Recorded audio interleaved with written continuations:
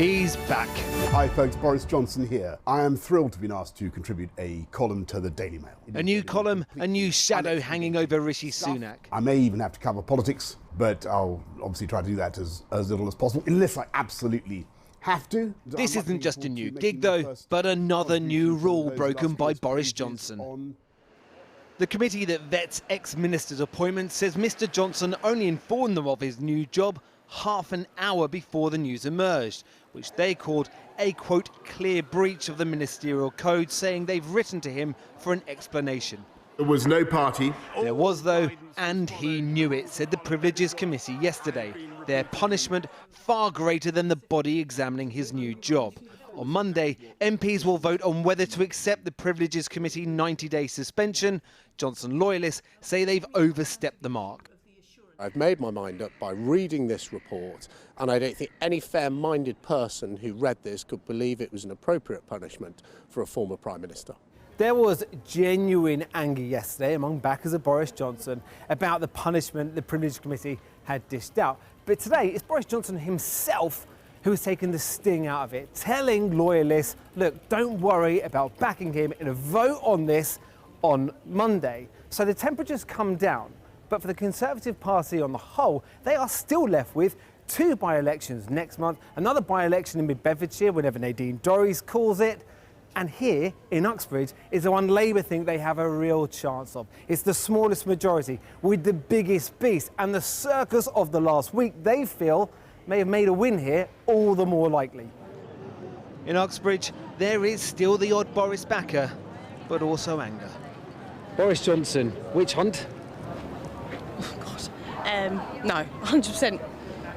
Well, I don't know, he's brought it on himself, hasn't he?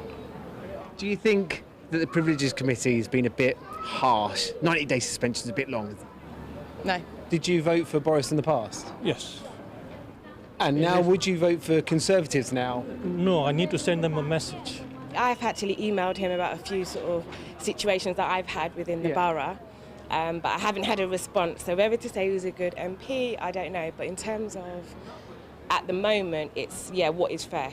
We don't even know, really. And you don't think he's been treated fairly at the moment? No, I don't. Last night, Conservatives in Uxbridge and South Ruislip issued a press release announcing their new candidate, long-serving local councillor Steve Tuckwell, adding he will be available for interviews from today at midday. Come midday, though, and Mr Tuckwell was now unavailable. His team said, despite their email, he was too busy talking to residents about the expansion of London's ultra-low emission zone. Labour say they're taking nothing for granted. Clearly, Boris Johnson does have some fans, but equally there are people who are really frustrated with him, really motivated to Come on, you've got to be over the moon not to be facing Boris Johnson. I mean, from my perspective, it generally wasn't ever about the person I was facing. It was about the area that I grew up in. But that's for you, but what about the voters around here? Name recognition's a big deal. Yeah, I mean, true to some extent. I think for a lot of people, they're probably just glad to see the back of the whole charade. The Liberal Democrat candidate used to work for the Conservative Party in Brussels. For him, he says this will be a Partygate by-election. I was working as a civil servant at the time, but, I was really enraged by Partygate. I lost my father in the very week that Johnson partied to COVID. And so you quit your job as a civil servant because of this? Exactly. Boris Johnson's lack of contrition now is sickening.